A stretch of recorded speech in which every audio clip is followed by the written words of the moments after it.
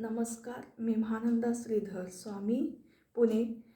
Batch number 12 वास्तुवर्ग batch number 12ची विद्यार्थिनी. मी वास्तुवर्ग का केला ह्याविषयी थोडं आज बोलणार आहे. मी वास्तुवर्ग केला कारण माझ्या मनामध्ये वास्तुवर्गाविषयी थोडी क्युरिओसिटी होती.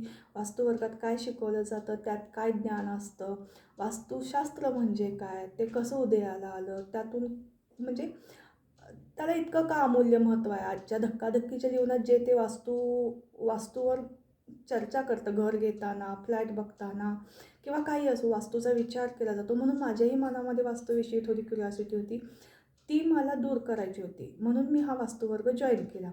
हा वास्तुवर्ग जॉईन केल्यानंतर माझ्यामध्ये खूप पॉझिटिव्ह बदल घडून आला.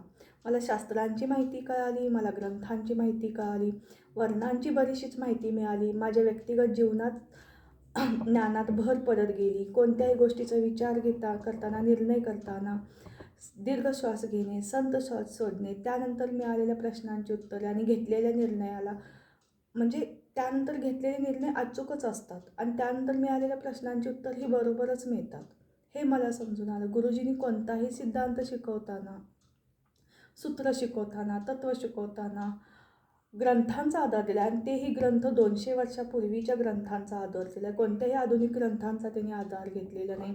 18 ऋषीमुनींनी ज्या ग्रंथांची स्थापना केली, 18 ऋषीमुनींनी जे वास्तुशास्त्र निर्माण केलं, त्यांचा त्यांनी आधार दिला. मग तुम्ही घटबिंब सिद्धांत शिका किंवा भूमिलक्षण असेल किंवा पुनर्जन्म, अशा एक नाही अनेक गोष्टी ह्या वास्तुवर्गात आम्हाला शिकायला मिळाल्या. त्या शिकवताना गुरुजींनी जे दाखले दिले ते ग्रंथाचे दिले. असंच कुणी कुठूनही उठून काहीही दिलेलं नाही आहे. बरोबर प्रॉपर त्याला ग्रंथाचा आधार आहे, ग्रंथातील श्लोकांचा आधार आहे. ह्यामुळं कसं आपल्याजवळ जे ज्ञान मिळालं ते सखोल मिळाले आणि योग्य मिळाले ह्याची जाणीव झाली. त्याचा परिणाम असा की आत्मविश्वास, माझ्यामध्ये आत्मविश्वास वाढला. समाजामध्ये वावरताना किंवा एखाद्या गोष्टीची चर्चा करताना मी आत्मविश्वासपूर्वक चर्चा करू लागले. मला उपदेशांचं महत्त्व कळालं.